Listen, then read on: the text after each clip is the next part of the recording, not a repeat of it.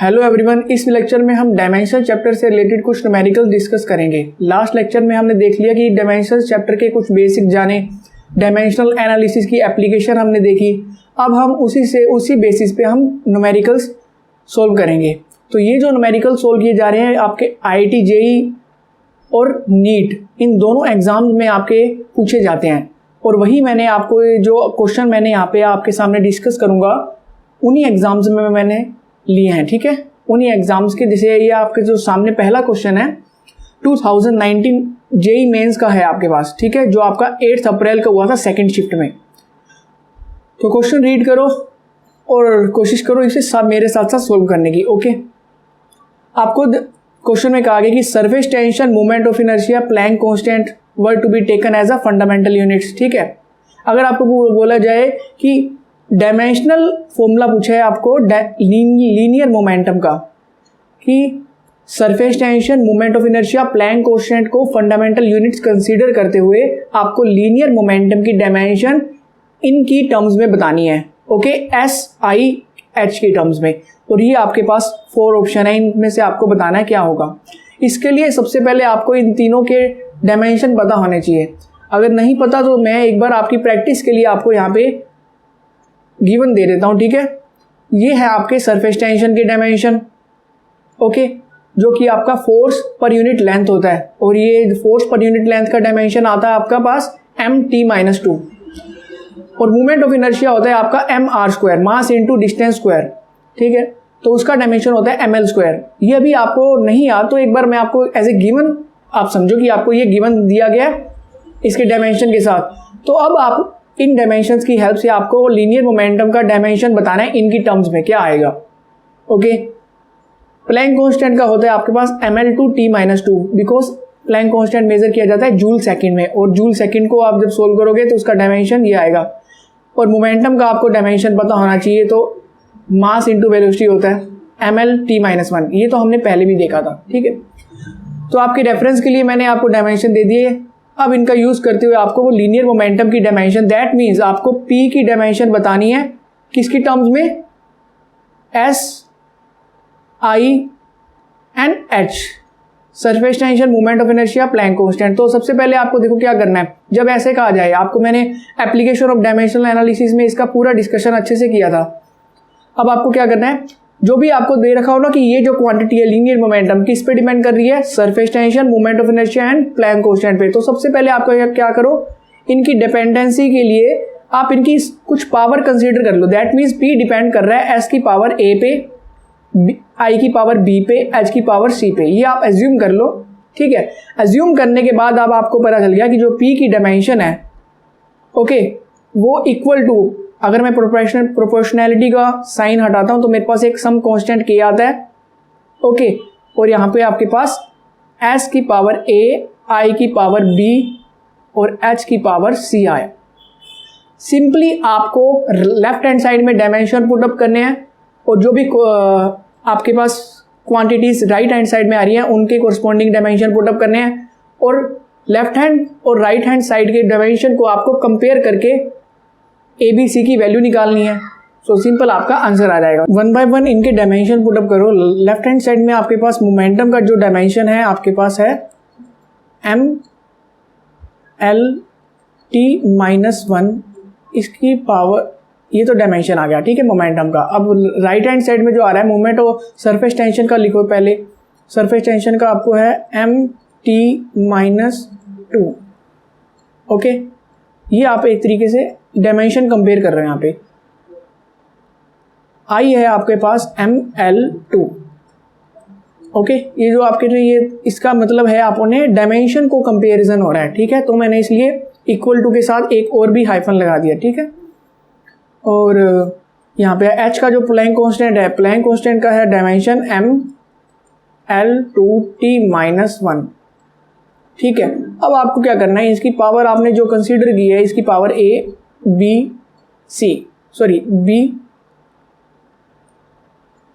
B and C। अब compare करके आप A, B, C की 3 इक्वेशन बनेगी। ठीक है, दैट मीन्स आपको M का जो डायमेंशन लेफ्ट हैंड साइड पे आ रहा है उसको कंपेयर करना है राइट हैंड पे जो डायमेंशन मतलब पावर आ रही है m की। दैट मीन्स अगर m की पावर लेफ्ट हैंड साइड में की पावर 1 है तो राइट हैंड साइड में भी जो m की पावर आनी चाहिए वो आपके 1 ही आनी चाहिए। सेम l की पावर जो आ रही है वो भी राइट हैंड साइड में सेम होना चाहिए और t की पावर जो आ रही है वही आपके पास राइट हैंड साइड में t की पावर आनी चाहिए। बिकॉज देखो ना, क्योंकि हमने डायमेंशन को बता दिया ना, क्योंकि हम बोल रहे हैं कि मोमेंटम जो है वो इक्वल टू है, इक्वल टू हमने बना दिया ना, रिलेशन बना दिया हमने ये वाला, momentum equal to some constant K, और के कांस्टेंट को जो डायमेंशन होता नहीं है कुछ, इसलिए हम उसको कंसीडर नहीं करना है डायमेंशन लिखते हुए। तो हमने s की पावर a, i की पावर b, h की पावर c, ठीक है। तो ये सिंपली आपको कंपैरिजन करना है पावर्स का, m, l, t, इनका अलग अलग से, ठीक है। m का अलग से, b का अलग से, l का अलग से, t का अलग से। तो देखो m की पावर आ रही है 1 यहाँ से, ठीक है। पहले तो इसको ना सिंपल यहाँ से सोल्व कर लो। इसके पास m की पावर टोटल कंबाइन करके लिख लो। यहाँ पे आपके पास इधर से a आएगा, b आएगा, इधर से c आएगा। That means a plus b plus c बन जाएगा राइट हैंड साइड में, ठीक है। और l की पावर आपके पास बन जाएगा, इधर है, इधर भी है, माइ 2b प्लस में 2c बन जाएगा। And the power of t में क्या आएगा आपके पास, माइनस में 2a माइनस में 2c। सिंपली ये आपके पास राइट हैंड साइड का डायमेंशन आ गया। लेफ्ट हैंड साइड में तो चल ही रहा है मोमेंटम का डायमेंशन mlt माइनस 1। ओके, तो बस सिंपली अब आपको क्या करना है, अब आप कंपैरिजन करते रहो और आपके पास आंसर आ जाएगा। अब लिखो कंपेयरिंग, मैं लिख लेता हूं आपकी कन्वीनियंट के लिए, ठीक है, आपको कन्वीनियंट फील हो। कंपेयरिंग पावर्स ऑफ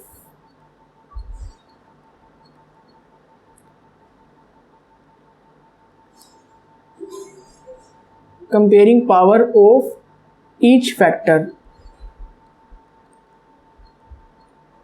फैक्टर या बोलो ईच पैरामीटर, ठीक है। कि जो भी m की पावर जब कंपेयर करेंगे तो आपको क्या मिलेगा, 1 इक्वल टू में a plus b plus c। जब l की पावर कंपेयर करोगे, इधर 1 है तो 1 लिख दो, और यहाँ पे है आपका 2b plus 2c, 2b plus में 2c। और आपके पास t का जो यहाँ पे है पावर लेफ्ट हैंड साइड में 1 है, -1, और इधर से आपके पास माइनस में 2a माइनस में 2c आ रहा है। अब बस इन तीनों इक्वेशंस को आपको सोल्व करना है, यही आपका टास्क है। अब कैसे करोगे आप बताओ, इन तीनों इक्वेशंस को सोल्व करना है आपको। कैसे करोगे आप, सबसे पहले देखो a plus b plus c है, और यहाँ पे क्या है, माइनस में 2a 2b प्लस में 2c है। तो आप क्या करो, ठीक है, यहाँ से पहले a प्लस b एक, ठीक है, इसको पहली इक्वेशन को मैं 2 से मल्टीप्लाई करता हूँ तो मेरे पास 2b प्लस 2a प्लस में 2b प्लस में 2c इक्वल टू में 2 आ जा रहा है, ठीक है। पहली इक्वेशन को मैंने 2 से मल्टीप्लाई किया है। अब सेकंड इक्वेशन को वैसे ही लिख दो, क्या है, 2b प्लस में 2c इक्वल टू में 1। इन दोनों को अब क्या करना है, सब्ट्रैक्ट करना है। आपको पता है जब सब्ट्रैक्ट करता हूँ तो मैं जो नीचे वाली जो इक्वेशन लिखी हुई है उसके साइन चेंज कर रहा हूँ ना, ऐसे किया जाता है सब्ट्रैक्शन। और अब इन दोनों को ऐड किया जाता है, ऐड करेंगे तो देखो ये कैंसिल हो जा रहे हैं। तो आपके पास 2a इक्वल टू क्या आ रहा है, आपके पास 2 माइनस 1 1, और यहाँ से आपके पास a की जो वैल्यू आ रही है 1 डिवाइडेड बाई 2। a की आपके पास वेरिएबल इस कांस्टेंट की वैल्यू आ गई 1/2। दैट मीन्स आपके पास ये a आ गया है 1/2। दैट मीन्स s की पावर 1/2। वैसे ही आपको इन बाकी दो इक्वेशन सोल्व करके a की जब आ रही है, a की यहाँ पे पुटअप करोगे, देखो a की जब यहाँ पे वैल्यू पुटअप करोगे 1/2, तो मैं यहाँ पे लिख देता हूँ, तो माइनस में 2a माइनस में 2c इक्वल टू, जब -1 है यहाँ पे आपके a की जब वैल्यू पुटअप करते हो 1/2, ठीक है, तो यहाँ पे क्या आएगा, माइनस में 2 इंटू 1/2 माइनस में 2c इक्वल टू में -1 चल रहा है, 2 से 2 कैंसिल, दैट मीन -1, उधर जाके -1 कैंसिल, c की पावर आ गया आपके पास 0। ओके, c की पावर 0 आ सकती है, कोई इशू नहीं है। वैसे ही आपके पास b की पावर, अगर c की पावर यहाँ पे 0 आ गया, दैट मीन्स b की पावर यहाँ से क्या आ गया, तो 2b प्लस में 2c इक्वल टू जो 1 था इक्वेशन, यहाँ पे c की अगर वैल्यू 0 पुटअप कर देते हो तो यहाँ पे b की वैल्यू मिल जाती है आपके पास 1/2। ठीक है, तो देखो आपके पास a की वैल्यू आ गई, b की वैल्यू आ गई, आपके पास c की वैल्यू आ गई। तो आप सिंपली कह सकते हो कि मैंने क्या किया, मोमेंटम का in terms of surface tension, movement of inertia and Planck constant की टर्म्स में फॉर्मूला बना दिया। एक तरीके से k कांस्टेंट है यहाँ पे, मतलब डायमेंशनली मैंने इनको इक्वल कर दिया। तो यहाँ पे आपके पास जब फाइनली आप यहाँ पे लिखोगे तो आपके पास क्या आएगा, देखो यहाँ पे जो आपने मोमेंटम इस इक्वेशन को है ना, मेनली यहाँ पे आपने p इक्वल टू क्या बता दिया, डिपेंड कर रहा है किस पे, p डिपेंड कर रहा है किस पे, यहाँ से लिखो, ये वाली से लिखो, p डिपेंड कर रहा है s की पावर a/2 क्या है 1/2, और i की पावर 1 क्या है, b की पावर क्या है, b है आपकी 1/2। वैसे c की पावर क्या आ रही है, दैट मीन्स h की पावर आ रही है आपके पास c 0। तो यहाँ पे कौन सा ऑप्शन मैच कर रहा है इस वाले से बताओ। तो ये सिंपली आपको ये वाला देखना है, डिपेंडेंसी देखनी है। तो ये आपके मैच कर रहा है 1/2, h की पावर 0 होनी चाहिए, 0 इसमें आ रही है, इसमें आ रही है, लेकिन ये वाला मैच कर रहा है, ऑप्शन सी करेक्ट हो जाता है। तो सिंपली आपने एक तरफ की डायमेंशन लिखी, दूसरी तरफ की डायमेंशन लिखी, दोनों की जो m l t इनकी पावर आ रही थी, कंपेरिजन किया, इक्वेशन बनी, इक्वेशन को सोल्व करके a b c की वैल्यू लिख ली। वैसे ही कोई भी फॉर्मूला जो आपके पास दिया जाए, कोई भी किसी तरीके इस टाइप का कैसे भी क्वेश्चन आ जाए आपके पास, सिंपली आपको डायमेंशंस की हेल्प से सोल्व करना है। सिंपली नेक्स्ट चलते हैं हम। अब ये जो क्वेश्चन है आपका, मैंने आपको अंडरस्टैंडिंग के लिए क्वेश्चन दिया है। फॉर एग्जांपल जैसे आपको 72 किलोमीटर पर आवर को आपको मीटर पर सेकंड में कन्वर्ट करना है, तो आपको पता है एप्लीकेशन ऑफ डायमेंशन में पता पड़ा था कि मैंने कन्वर्जन ऑफ यूनिट भी कर सकता हूँ डायमेंशनल एनालिसिस की हेल्प से, है ना। तो आप देखो 72 किलोमीटर पर आवर को आपको चेंज करना है मीटर पर सेकंड में, तो आपको बताना है कि इसकी वैल्यू क्या आएगी by using method of dimensions. कैसे करेंगे, तो मुझे पता है देखो कि एक साइड में, इस साइड में m1 होगा, दैट मीन इस साइड में L1 है, इस साइड में T1 है ना, और इस साइड में भी m1 है, m2 है, L2 है और T2 है। ओके, तो अब आपको एक फॉर्मूला पता था, बताया था मैंने कि N2 equal to M1 divided by M2, इसकी पावर लेनी है आपको, और यहाँ पे क्या लिया जाएगा, L1 डिवाइडेड बाय L2 की पावर A है, B है, और यहाँ पे आएगा आपके पास T1 डिवाइडेड बाय T2 आपके पावर C है। अब आपको क्या करना है, देखो इसकी डायमेंशन क्या होगी, लेंथ है ना, किलोमीटर पर आवर की लेंथ है, एक तरीके से लेंथ का ही पैरामीटर मतलब यूनिट है ना लेंथ, और पर आवर है, that means divided by time है एक तरीके से ना। ओके, तो यहाँ पे इसकी डायमेंशन क्या हुई, LT-1 हुआ ना, LT-1 हुआ, और वहीं यही तरीके से LT-1 यहाँ भी होगा, लेकिन ये L1T1 है और ये L2T2 है। समझ आया आपको वो। तो यहाँ पे आपको पता चलेगा कि L2T2 दैट मीन्स यहाँ पे पावर क्या मिल रही है, L की पावर 1 है, T की पावर -1 है, तो ये M की पावर यहाँ पे कोई रोल नहीं आ रहा, दैट मीन्स मास का कोई रोल नहीं है, तो इसको हम नहीं कंसीडर करेंगे। तो N2 equal to N1 L1 upon में L2 की पावर 1, T1 अपॉन में T2, इसकी पावर आपने -1 लिखना है, बिकॉज यहाँ पे जो यूनिट को कन्वर्ट कर रहे हो ना, डायमेंशन तो चेंज नहीं होगी, लेकिन M1 L1 T1 चेंज हो जाएगा ना, पावर तो चेंज नहीं होगी ना MLT की, वही यहाँ पे बात की जा रही है।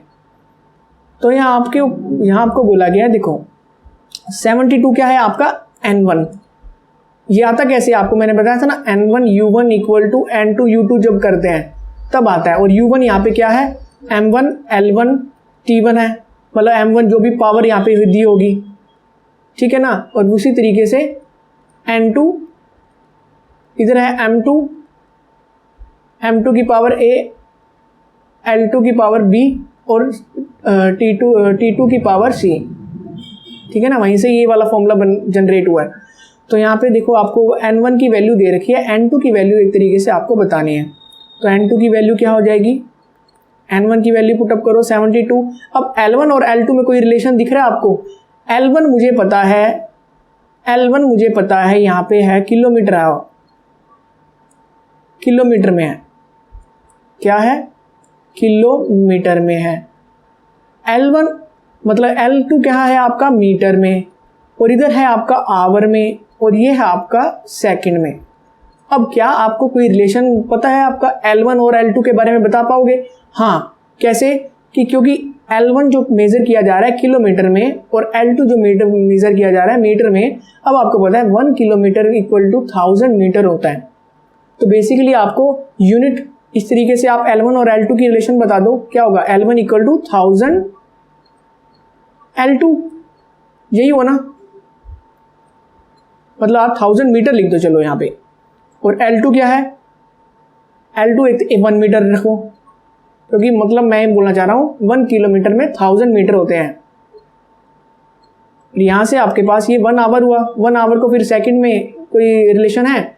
मुझे पता है 1 आवर होता है आपका 36 सेकेंड 100, ठीक है, 3600 सेकेंड होता है। तो यहाँ पे मैं पुटअप कर दूंगा 36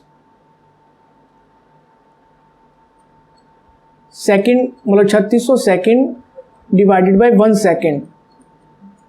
सेकेंड से सेकेंड कैंसिल, मीटर से मीटर कैंसिल, सिर्फ वैल्यू बच गई है, वो वैल्यू आपको सोल्व करनी है। क्या वैल्यू आ जाएगी आपके पास, इसकी पावर -1 है ना, तो यहाँ से 72 मल्टीप्लाई में 1000 मल्टीप्लाई में, देखो इसकी पावर -1 है तो आपको इसको उल्टा लिखना पड़ेगा, बस ये चीज़ का ध्यान रखना है। दैट मीन्स 1000 डिवाइड बाई 3600 बन गया।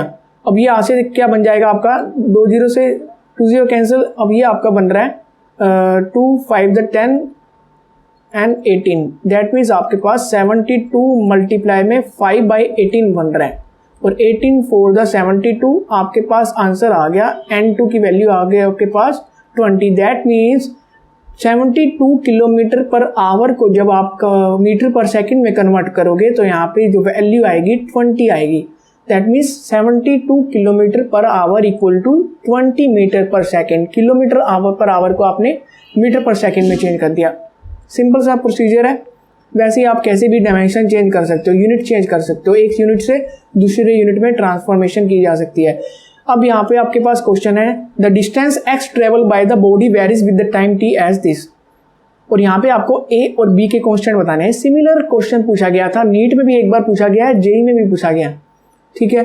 तो आपको क्या करना है, a और b के डायमेंशन बताने हैं। स्टार्टिंग कैसे करनी है आपको, स्टार्टिंग देखो, सबसे पहले थॉट प्रोसेस हो गया, क्या होगी क्वेश्चन, सबसे पहले आपके आनी चाहिए दिमाग में। थॉट प्रोसेस ये आनी चाहिए कि a और b के आपको कांस्टेंट बताने हैं। दैट मीन्स a आ रहा है टाइम के साथ और b आ रहा है टाइम स्क्वायर के साथ, और ये दोनों सम अप होके इक्वल टू दे रहे हैं x, जो कि x है आपका डिस्टेंस का, ठीक है। तो आपको पता है x equal to a t plus में b t स्क्वायर, ओके। तो x अब आपको पता है निकालना मैंने क्या है, ये जो थॉट प्रोसेस है आपको हर बार यही चीज करनी है, ठीक है। ए बी के डायमेंशन बताने हैं। ए किसके साथ आ रहा है, टाइम के साथ, बी किसके साथ आ रहा है, टाइम स्क्वायर के साथ, और ये सम अप होकर दे रहे हैं आपका ये डिस्टेंस। एक्स क्या है आपका डिस्टेंस, और डिस्टेंस आपको पता है कैसे मेजर किया जाता है, मीटर में, और मीटर की अगर मैं डायमेंशन लिखूं तो वो होती है एल। सिंपली आपको ये भी डायमेंशन की हेल्प से ही सोल्व करना है। तो एल हुआ, तो अब आपको पता है कि ये जो दोनों पैरामीटर होंगे, दैट मीन्स 80, दैट मीन्स क्या हुआ, एक्स 80 और बी टी स्क्वायर, इन तीनों की डायमेंशन सेम होगी ना। लास्ट लेक्चर में बता चुके हैं कि अगर दो क्वांटिटीज ऐड होती हैं, दैट मीन्स ऐड कब हो सकती हैं, वो जब सेम डायमेंशन की है वही क्वांटिटी ऐड होती हैं, ओके। और किसी क्वांटिटी को ऐड होके equal to some other quantity लिखा जाता है, तो अदर क्वांटिटी का जो डायमेंशन होता है वही उन बाकी सभी डायमेंशन इसका होता है, मतलब बाकी का क्वांटिटीज का डायमेंशन होता है। दैट मीन्स अगर x equal to 80 plus B T square लिखा जा रहा है तो यहाँ पे 80 और बी टी की डायमेंशन तो सेम होगी, और वो किसके इक्वल होगी, एक्स टी की डायमेंशन के, दैट मीन्स इन तीनों की डायमेंशन सेम होगी। ठीक है, ये बस आपको अगर पता चल गया तो आपने क्या करना है, एक साइड लेंथ की है, अब आपको पता है 80 की डायमेंशन क्या होती है, 80 की डायमेंशन होती है, आपको पता चल गया x की डायमेंशन, x की है l, दैट मीन्स l है, और t की डायमेंशन आपको ऑलरेडी पता है क्या होती है, टाइम। तो जब a की डायमेंशन निकाल लेंगे, टाइम ये जो है आपका उस साइड में जाके डिनोमिनेटर में जाएगा, तो डिनोमिनेटर में जाके ये -1 बन जाएगा और आपके पास LT-1 आ जाएगा। क्लियर ना। और वैसे ही b का कैसे करेंगे, BT² की डायमेंशन आपको पता चल गई, डायमेंशन क्या है, डायमेंशन ऑफ BT² पता चल गया है, डायमेंशन ऑफ BT²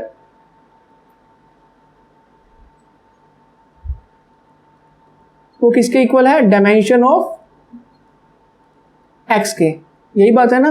तो डायमेंशन ऑफ BT² क्या होगा, b एक कांस्टेंट है वैसे ही रखो, ठीक है, b को b रखना है दो। तो t क्या है, टाइम, टाइम का है आपके पास स्क्वायर, तो ऐसे कर दो इसको, ठीक है, या इसको ऐसे लिखो, ठीक है, दैट मीन्स स्क्वायर का आपने ऐसे ना t², और डायमेंशन ऑफ x इधर आपके पास l है, तो ये जो t² इस साइड डिनोमिनेटर में जाएगा, तो b की डायमेंशन आपके वो दे देगा ये LT-2। Simply okay. तो इस तरीके से आपको ये चीज़ें करनी है। कैसा भी क्वेश्चन हो, किसी भी कांस्टेंट या किसी भी वेरिएबल का आपको डायमेंशन पूछ लिया जाए, तो इसी तरीके से आपको यही ट्रिक अपनानी है कि अगर कोई दो क्वांटिटीज ऐड हो रही हैं तो उनकी डायमेंशन सेम होगी। सेम आपको ये ध्यान रखना है कि कोई भी क्वांटिटी अगर ऐड या सब्ट्रैक्ट तभी की जा सकती है जब उनके डायमेंशन सेम है। आप ऐसे तो नहीं कर सकते कि मीटर में से सेकंड घटा दो। अगर आपके पास सेंटीमीटर है तो सेंटीमीटर में से सेंटीमीटर जोड़ते, that means 10 centimetre plus 10 centimetre करते हो तो आपके पास 20 सेंटीमीटर आता है। कभी आपने ऐसे देखा है कि 10 सेंटीमीटर में 1 आवर जोड़ रहा हूँ, बेसलेस हुआ ना ये, कि क्योंकि यूनिट सेम होनी चाहिए, दैट मीन्स उनके डायमेंशन सेम होने चाहिए क्वांटिटीज के, तभी मैं उनको ऐड या सब्ट्रैक्ट कर पाऊंगा। वही आपको यहाँ पे ध्यान रखना है। नेक्स्ट चलते हैं क्वेश्चन पे। अब यहाँ पे आपको दे रखा है P + AB और कुछ इक्वेशन दे रखी है, उस इक्वेशन में आपको ABC कांस्टेंट कह रखे हैं और आपको पूछा गया डायमेंशन ऑफ A/B। A/B का डायमेंशन बताना है। ये देखो आप इस लेक्चर में अच्छे से सीख लो, कैसा भी क्वेश्चन आपको एग्जाम में मिल जाए आपको पता होगा कि मैंने कौन सी अप्रोच लगानी है ताकि ये मैं सिंपली इसको डायमेंशन पुटअप करूँ और मेरा आंसर आ जाए। ठीक है, अप्रोच क्या रहेगी आपकी, अप्रोच ये रहेगी कि दो अगर क्वांटिटीज ऐड हो रही हैं तो उनके डायमेंशन सेम है, दो क्वांटिटीज सब्ट्रैक्ट हो रही हैं तो उनके डायमेंशन सेम है। आपको ये डिवीजन और मल्टीप्लिकेशन में ऐसा कोई रूल नहीं है। ओके, तो देखो यहाँ पे P है, प्रेशर बोल रखा है इसने, वॉल्यूम V बोल रखा है, टेम्परेचर T कह रखा है। तो आपको क्या बोल रखा है कि P + A/V² है और ये आपका ब्रैकेट में है और इधर आपका V - B है और ये आपका CT है। अब आपको पता है दो क्वांटिटीज ऐड तभी होंगी जब इनके डायमेंशन सेम होंगे, तो आपको पता चल गया कि डायमेंशन ऑफ P, इस P क्वांटिटी के डायमेंशन इस A/V² के इक्वल होने चाहिए तभी ऐड होंगी। तो आपको पता चल गया डायमेंशन ऑफ A/V² क्या आ गया, equal to dimension of P आ गया। सिंपली वैसे ही आपको पता चल गया कि B के डायमेंशन क्या होंगे, V के इक्वल होंगे। तो यहां से आपने लिखा dimension of B equal to dimension of V, because ये सब्ट्रैक्ट हो रही है, डायमेंशन सेम होंगे। लेकिन C का डायमेंशन आपको नहीं पता ना, C का नहीं कह सकते कि टाइम के इक्वल होगा, मल्टीप्लिकेशन और डिवीजन में ऐसा कोई रोल नहीं है। तो यहाँ से क्या C का डायमेंशन कैसे निकालेंगे, पहले तो देखो A का डायमेंशन यहाँ से आ जाएगा, क्या आएगा, देखो इसको सोल्व करो, इसको सोल्व करेंगे तो देखो dimension of A left hand side में लिखेंगे 1/B² का क्या आएगा, L⁻³ दैट मीन्स L⁻, आपके पास 6 आ जाएगा ना, क्योंकि वॉल्यूम का डायमेंशन होता है L⁻³ और वॉल्यूम स्क्वायर का हुआ L⁻6। और यहाँ से डायमेंशन ऑफ P क्या हुआ, डायमेंशन ऑफ P होता है फोर्स अपॉन में एरिया, फोर्स का होता है mLT-2 और प्रेशर का हुआ mL-1 T-2। ये हुआ बिकॉज मैं प्रेशर को कैसे लिखता हूँ ना, मैं प्रेशर को, अगर आपको डायमेंशन नहीं पता तो आप ऐसे फॉर्मूले से बना सकते हैं, अगर आपको उससे रिलेटेड कोई फॉर्मूला पता है।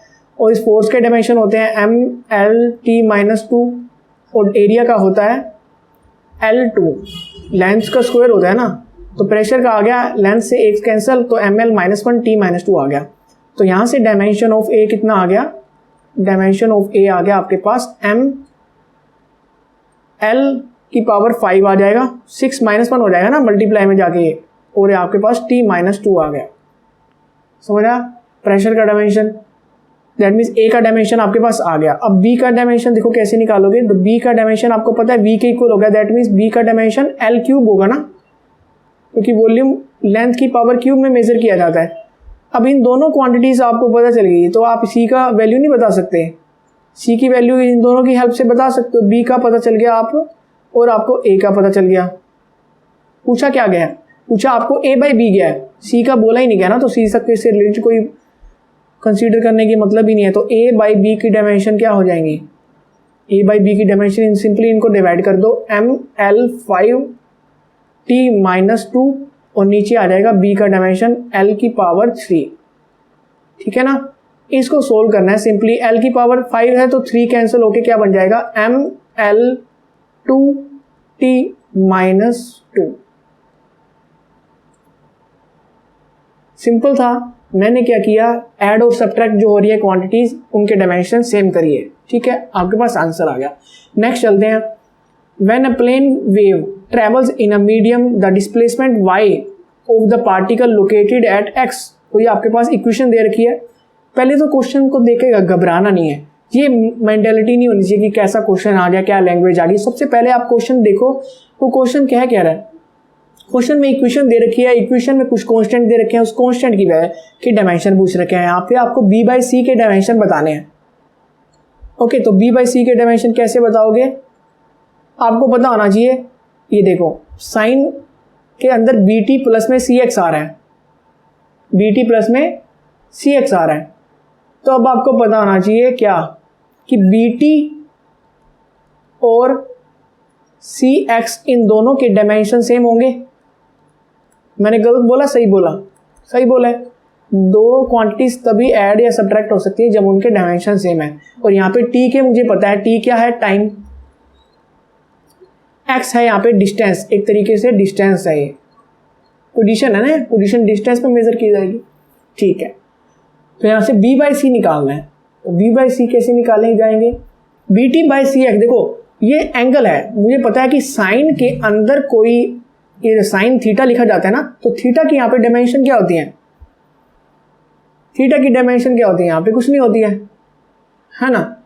तो यहाँ पे थीटा की कोई वो आपको डायमेंशन नहीं होती है ना, एक तरीके से ML2 में होती नहीं है। थीटा की वैल्यू सिर्फ एंगल में पुटअप की जाती है, 45 डिग्री, 65 डिग्री, ठीक है, 30 डिग्री। उसी तरीके से मुझे पता चल गया BT प्लस CX का कोई डायमेंशन नहीं है, दैट मीन्स BT प्लस में CX का कोई डायमेंशन नहीं है, मतलब ये डायमेंशन लेस है, डायमेंशन लेस है। तो मुझे ये भी पता चल गया कि ये भी दोनों भी डायमेंशन लेस हैं, जैसे पीछे किया था, इक्वल टू जो वो क्वांटिटी आ रही है ना, तो ये दोनों आपके डायमेंशन लेस हुए। डायमेंशन लेस मतलब उसका कोई डायमेंशन नहीं बचा। तो अब जब आप BT और CX को आप डिवाइड करोगे तो ये भी आपको एक डायमेंशन लेस क्वांटिटी मिलेगी। डायमेंशन लेस क्वांटिटी को जब ऐड किया जाए तो भी डायमेंशन लेस बनेगा, डायमेंशन लेस क्वांटिटी को सब्ट्रैक्ट किया जाए तो भी सब्ट्रैक्शन, तो वो भी डायमेंशन लेस बनेगा। जब डायमेंशन लेस क्वांटिटी जो BT और CX डायमेंशन लेस आ रही है, इनको डिवाइड किया जाए तो भी आपका डायमेंशन लेस बचेगा। बस अब आपको क्या करना है, इन दोनों के सबके डायमेंशन लिख दो। ठीक है, तो क्या करो, डायमेंशन लिखोगे, कैसे लिखोगे, अब आपको पता है B के डायमेंशन नहीं पता, छोड़ दो, T के पता है, टाइम लिख दो, C के डायमेंशन नहीं पता, छोड़ दो, X के पता है, L होता है। डायमेंशन लेस क्वांटिटी क्या क्या होते हैं, कुछ नहीं होता, एक तरीके से 1 है यहाँ पे, ठीक है ना। तो यहाँ से आपको B/C के डायमेंशन क्या पता चल गए, B/C के डायमेंशन पता चल गए LT-1, बिकॉज इस बार L न्यूमिनेटर में जाएगा क्रॉस मल्टीप्लाई होके, और T जो है आपका नीचे आएगा डिनोमिनेटर में। तो वो डिनोमिनेटर वाला -1 बन जाएगा, तो आपके पास LT-1 आ गया V/C के डायमेंशन। ठीक है, ऐसे कोई भी क्वेश्चन कर सकते हो, कोई भी कांस्टेंट पूछ लिया जाए, कोई भी क्वेश्चन दे दी जाए, कैसी दुनिया भर की कोई भी क्वेश्चन दे दी जाए, तो आप कोई भी कांस्टेंट के डायमेंशन इजीली बता सकते हो। नेक्स्ट चलते हैं। अब इस क्वेश्चन में बोला गया, पहले तो क्वेश्चन रीड करो, समझो क्या कह रहा है वो क्वेश्चन। क्वेश्चन में कहा गया कि ऐसा यूनिट ऑफ एनर्जी दिया गया आपको kg metre square per second square. ये क्या लिखा गया है, kg metre per second square है, यहाँ पे मैं लिख देता हूँ kg metre square per second square. ये क्या हो गया, that of the speed is metre per second, that means energy के आपको ये दे रखा है और आपको स्पीड का जो दे रखा है आपके पास मीटर पर सेकंड दे रखा है ऐसे। एक्सेलरेशन का आपको दे रखा है, एक्सेलरेशन को मैं ऐसे लिखता हूँ ms-2 metre per second square. Which one of the formula for kinetic energy given below is correct formula. तो अब आपको डायमेंशंस के बेसिस पे आपको बताना है, जैसे हमने पहले क्लासेस में पिछले लेक्चर में किया था कि डायमेंशंस के बेसिस पे मैं बता सकता हूँ कि कौन सा फॉर्मूला करेक्ट है, कौन सा फॉर्मूला इनकरेक्ट है ना। तो उसी बेस वही सेम मेथड आपको यहाँ पे अप्लाई करना है। एनर्जी, स्पीड, एक्सेलरेशन, ठीक है। अब आपको एक साइड में एनर्जी है के है आपकी energy that means left hand और राइट हैंड के डायमेंशन ही मैच करना है ना। तो जो के डायमेंशन है वही आपको इस साइड में जो भी डायमेंशन आएगा वही सेम डायमेंशन आने चाहिए। तो के डायमेंशन है आपके पास, के डायमेंशन आपको ऑलरेडी दे दिए गए क्वेश्चन में, क्या kg मीटर मतलब यूनिट दे दिया गया। तो यूनिट जब दिया गया तो आप डायमेंशन बता नहीं सकते, क्यों, कैसे बता सकते हो, kg आपका मास होता है, मीटर स्क्वायर आपका L स्क्वायर होता है, मतलब मीटर जो है लेंथ का डायमेंशन है ना, सेकंड जो है टाइम का डायमेंशन है, मतलब टाइम का यूनिट है, T-2 ml/2 T-2 आ गया। तो ये सेम आपको इसकी डायमेंशन मिल गई एनर्जी की। काइनेटिक एनर्जी भी एक तरह की एनर्जी है ना, तो यहाँ पे भी ये जो डायमेंशन आना चाहिए वो इक्वल आना चाहिए ना, सेम डायमेंशन के होने चाहिए। ठीक है सर, ml/2 T-2 मैंने लिख दिया। अब क्या किया जाए, अब आपको देखना है कि कौन सी राइट हैंड साइड की डायमेंशन बन रही है ml/2 T-2, वही आपका आंसर हो जाएगा। अब देखो पहला ऑप्शन उठाओ, सबसे पहले देखो ऑप्शन मैच करने पड़ेंगे आपको। तो m² v² क्या आएगा, m² v² के डायमेंशन क्या आएंगे, m2 और वेलोसिटी कैसे, स्पीड कैसे मेजर की जाती है, LT-1, तो LT-1 की पावर आएगा आपके पास 2 दे रखा है, तो एक तरीके से ये बन जाएगा, क्या बन जाएगा, m2 L2 T-2। ये कोई ऑप्शन तो है ही नहीं ना, ये तो हमने मैच नहीं करना, तो ये हो गया आपका रॉन्ग। नेक्स्ट करते हैं MA, आपको राइट हैंड साइड वाले देखने हैं। MA है सेकंड ऑप्शन में, बी ऑप्शन में। MA के देखो डायमेंशन क्या आ रहे हैं, मास है आपका m, ठीक है m लिख दिया, एक्सेलरेशन LT-2 है, LT-2 लिख दिया, लेकिन आपको चाहिए ml/2 T-2, दैट मीन्स ये भी रॉन्ग हो गया, ये भी रॉन्ग हो गया।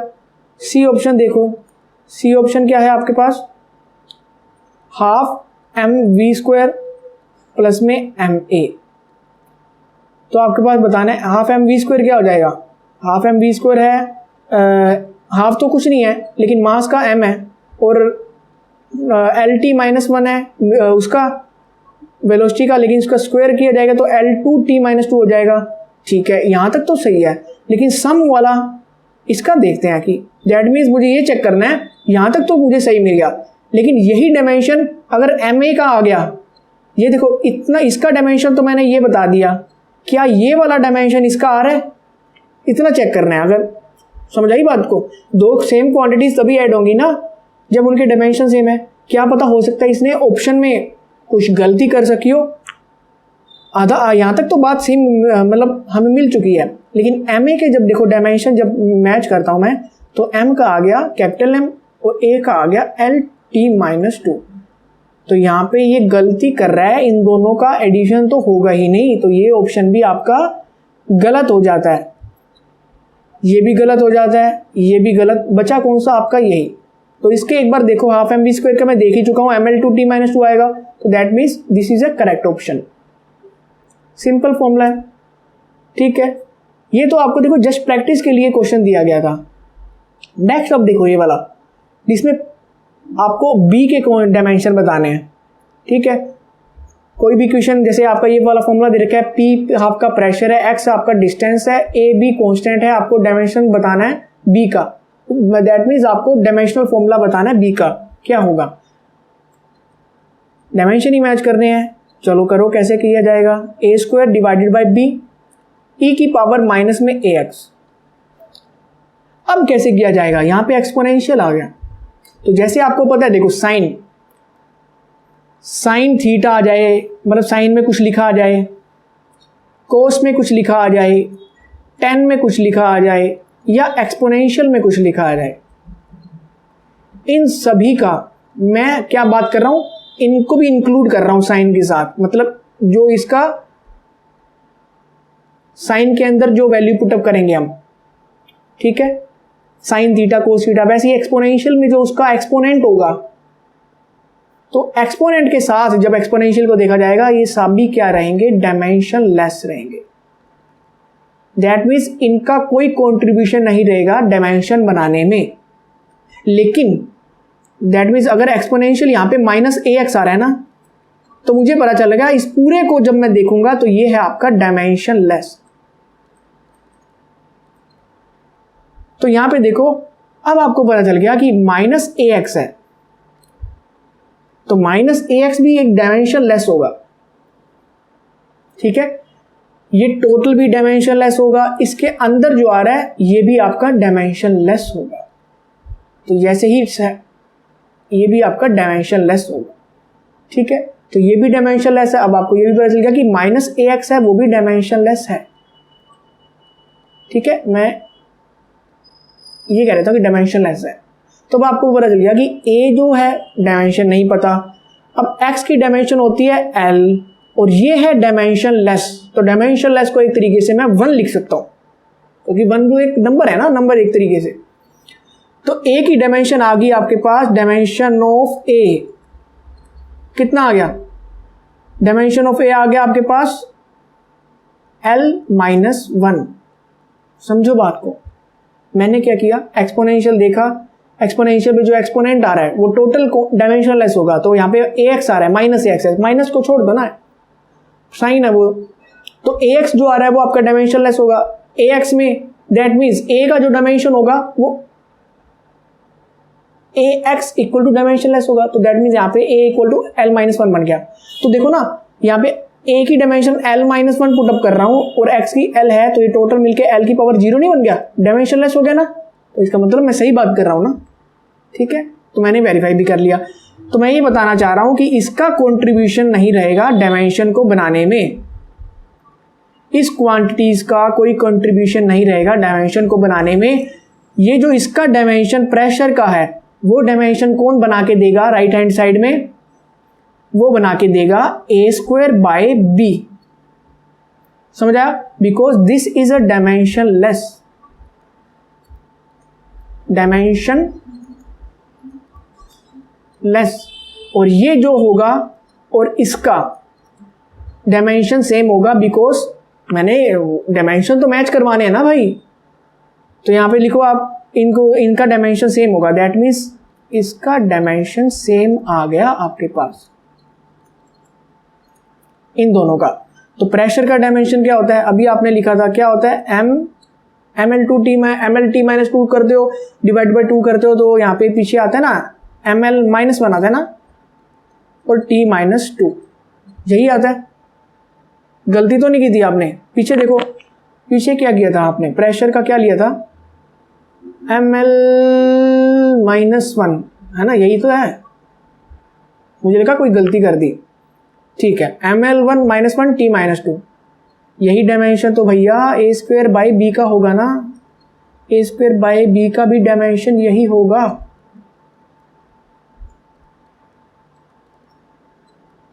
ठीक है, अब आपको क्या करना है, डायमेंशन ऑफ बी बताना है। ठीक है भैया, बता दो, ए का आपको ऑलरेडी पता चल गया, तो ए के भी डायमेंशन इस साइड पुटअप कर दो। क्या है, ए के डायमेंशन है आपके पास L-1, तो L-1 की पावर स्क्वायर होगा, तो L-2 हो जाएगा, ए स्क्वायर है ना इधर, और इधर बी का डायमेंशन पड़ा रहने दो, मुझे नहीं पता ना, वही मुझे निकालना है। तो बी को एक साइड रख लो